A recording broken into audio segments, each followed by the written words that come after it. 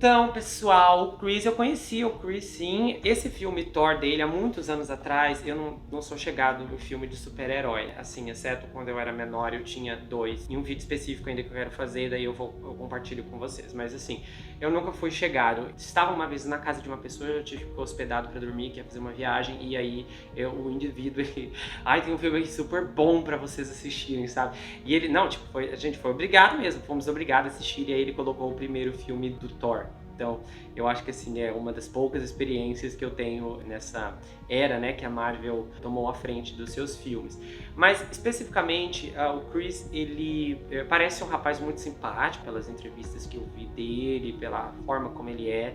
Eu já conheci o irmão dele bem antes dele, o Liam. Teve uma coisa que eu achei interessante, que eu analisei ali na carreira dele, é que, não sei se vocês perceberam, mas todos esses filmes que ele pegou com o trem andando, foram um fiasco, que no caso foi o reboot, ou aquela sequência, seja como for, né? É uma sequência sem os atores originais do MIB, Homens de Preto, foi um desastre. Aí depois ele pegou aquele lá, As Caçadoras de Fantasmas. É, esse filme aí, vocês sabem qual que é.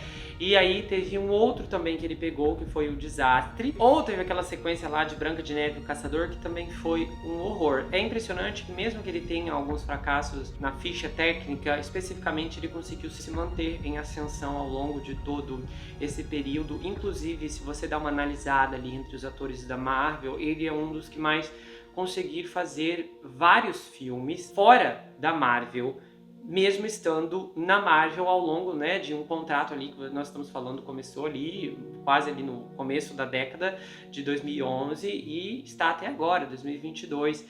E aí, outros atores, por exemplo, o Chris Evans, não conseguiu fazer tanta coisa fora do seu personagem Capitão América, fora de Vingadores e tal. Então, ele conseguiu, eu não sei se isso é uma questão contratual, eu li nisso que eu tava pesquisando, eu vi uma outra atriz, que é uma atriz ruiva, muito bonita inclusive, Elizabeth Olsen, e ela disse que teve que recusar papéis por causa do contrato com a Marvel. Então assim, eu fiquei muito confuso, porque parece em algumas entrevistas que alguns atores, e no caso que não são tão super estrelas assim, eles têm um contrato que meio que bloqueia com que eles aceitem papéis enquanto estão anexados aos projetos da Marvel, e outros já estão assim mais liberados. Essa questão contratual assim é bem complicada, muita gente reclama disso. Antigamente eu acho que ainda era pior, já vi muita gente falando que filme de super-herói era um horror por causa disso, quando você fazia um filme de super-herói e se o estúdio já estava visando uma franquia, você ficava amarrado naquilo 10 anos e não podia fazer outra coisa, e às vezes isso é prejudicial quando alguém fica super caracterizado apenas como personagem, os convites não aparecem, porque é uma coisa meio que eu não entendo. Eu fico pensando que se eu tivesse, sei lá, se eu fosse fazer um filme hoje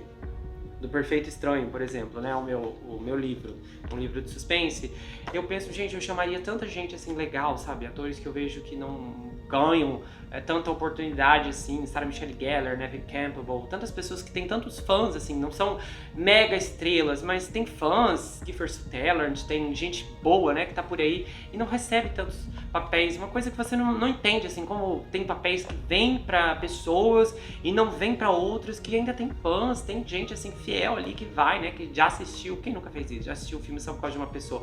Então, eu realmente não sei como isso aí funciona, eu tenho minhas suspeitas, mas não vou comentar aqui.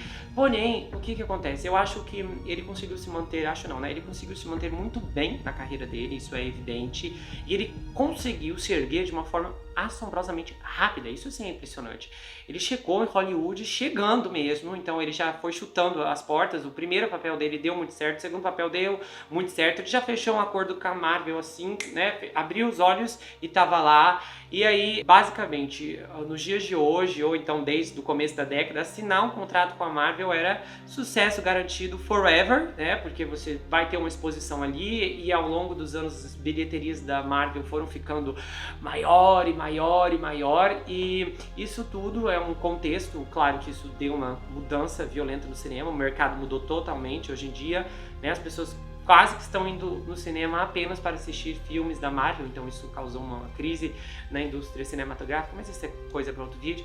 E o que acontece? Quando a gente olha para tudo isso assim, é um ator muito novo, é um ator que tem uma boa reputação, não se envolveu em polêmica nenhuma, e alguém conseguiu se manter estável também no casamento, que é uma coisa muito assim, rara para atores, principalmente atores assim super em ascensão.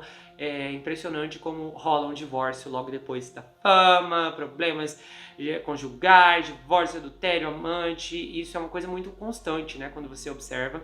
E ele não, ele conseguiu construir uma família, tem ali uma esposa, ele voltou para a Austrália, então isso já é um sinal de que evidentemente ele quis se afastar de toda aquele clima ali de Los Angeles. Imagina, né? Esse homem não pode nem sair na rua, que deve ser um escândalo, as pessoas indo atrás, querendo tirar foto, é consequência da vida pública, nós sabemos. E quando eu olho assim para isso dele agora, esse diagnóstico, que não é o fim do mundo, que ele não está condenado, e é uma questão agora que ele vai trabalhar com exercícios, pelo que eu li ali, alimentação e etc. Mas ninguém quer ter um diagnóstico, seja qual for, nas costas, né? E isso é uma coisa, assim, aterrorizante por vários motivos. Primeiro, o diagnóstico por si só não é bonito, ninguém quer saber isso.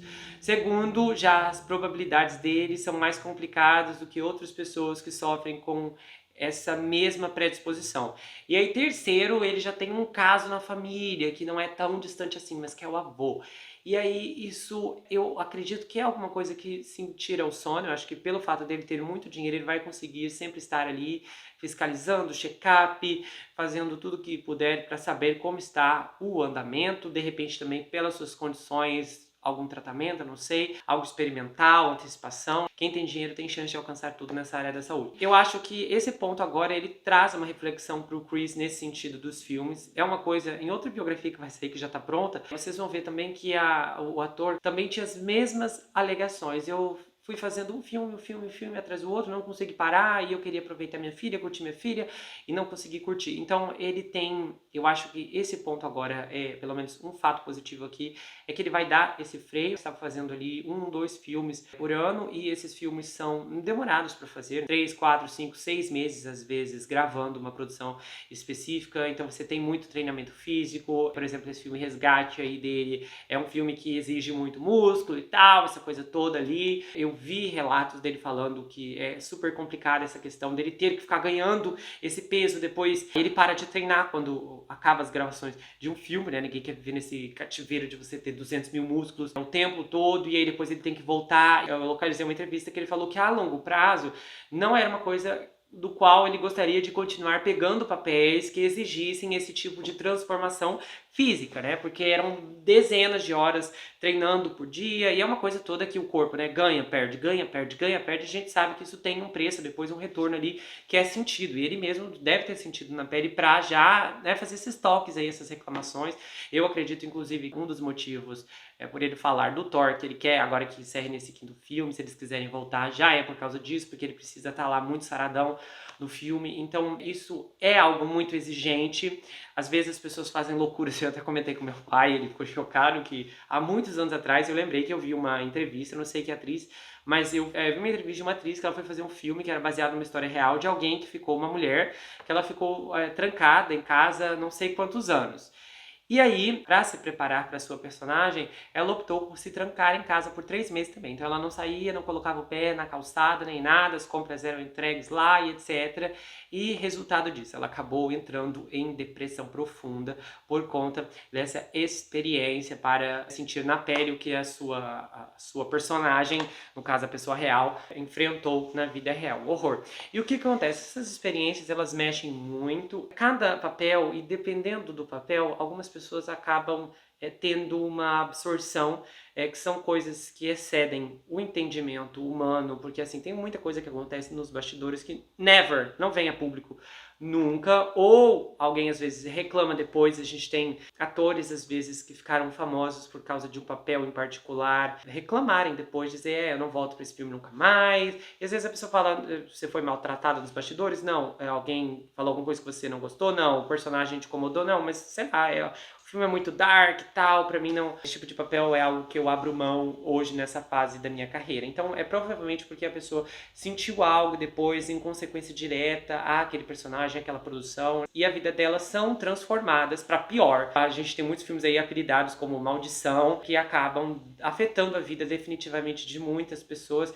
Eu acho que inclusive isso tem muito a ver com, não só às vezes gente falando por questões sobrenaturais, mas muitas decisões que essas pessoas tomam ao longo de toda essa jornada. A gente sabe que Hollywood é um mundo que exige muita coisa, então você tem que estar envolvido em causas, às vezes você tem que estar dizendo coisas publicamente que você não acredita. Isso é uma coisa que acontece, infelizmente. Isso tudo vai gerando um estresse muito desnecessário, porque ainda mais hoje em dia, em que ser celebridade é muito diferente de quando as pessoas eram celebridade no passado. Hoje o contato com essas estrelas está muito mais próximo por causa das redes sociais, então você consegue ver o Chris Hemsworth, o Instagram dele, não sei se ele faz stories todo dia, mas de repente se ele fizer stories, se ele postar coisas íntimas, as pessoas vão conseguir acompanhar real time. Eu acho isso tão surreal, porque antigamente você conseguia, né, ver a mais recente cara do ator naquele filme novo que acabou de sair. E olha lá, porque depois ele tava daquele jeito, cabelo loiro,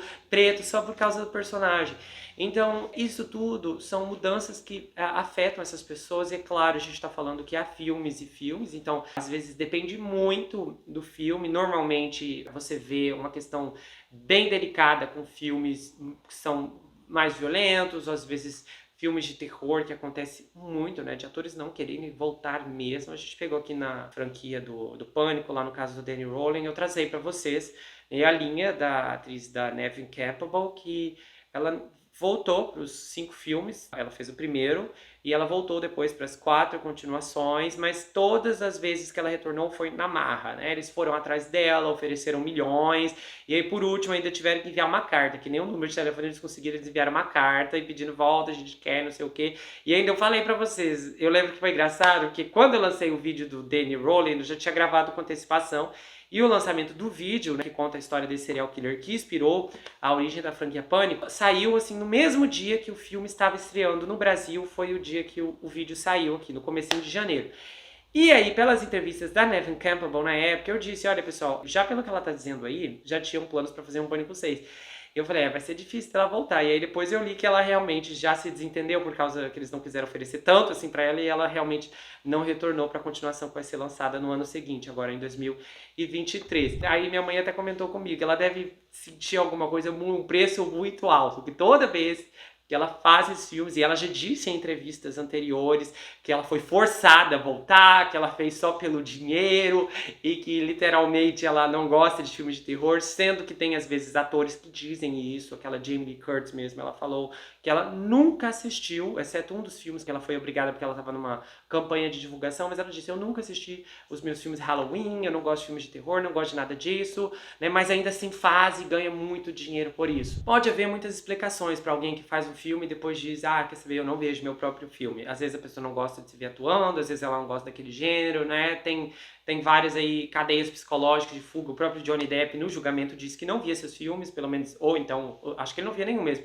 O próprio Piratas do Caribe, ele disse que nunca viu. Então, eu fico pensando, quando tem esses tapetes vermelhos de lançamento do filme, eles ficam ali na sessão de fotos, aí eles entram pra ver o filme, e aí ele fica no banheiro, né? Só pode, porque eu penso, pra onde eles vão? Porque eles entram, né? Eles entram lá no tapete vermelho, eles entram no teatro, sempre quando tem estreia, num teatro chique, em Los Angeles, ou então em Veneza, alguma coisa assim muito elaborada.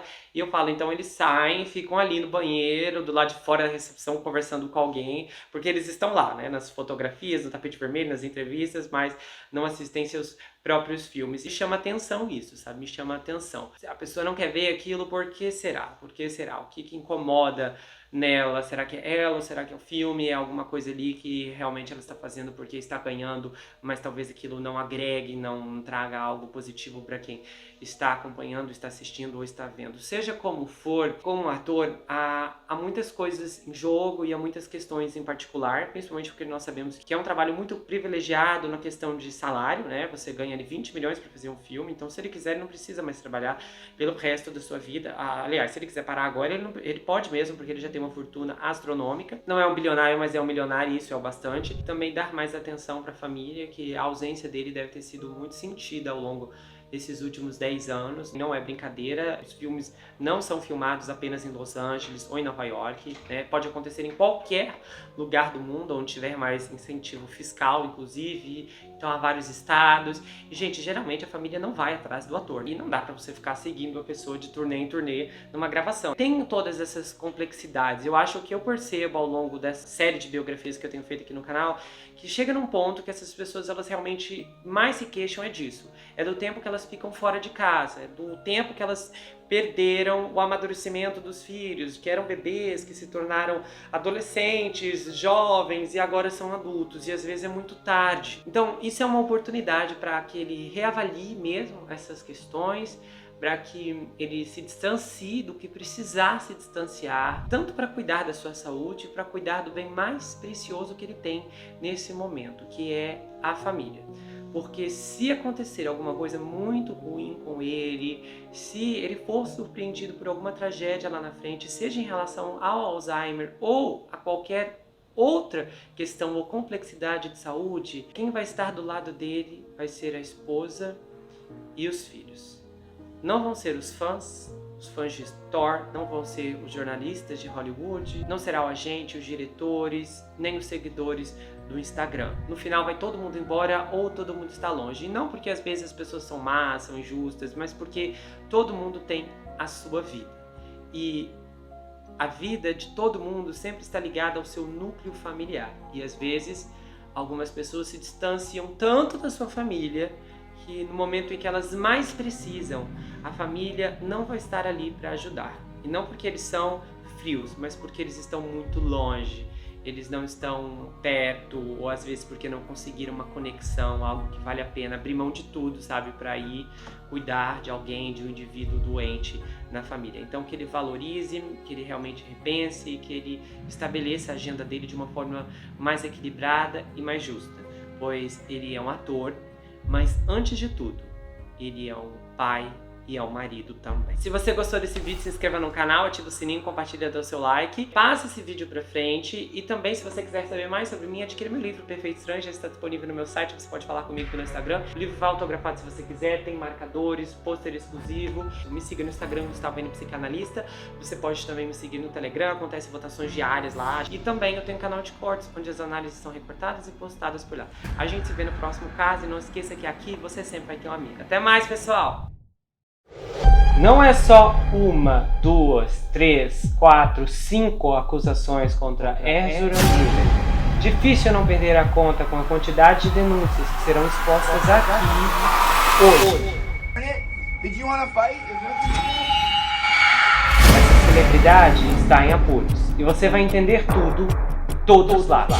Das alegações de seita, aliciamento, agressão e sequestro. A linha do tempo quando tudo começou até agora.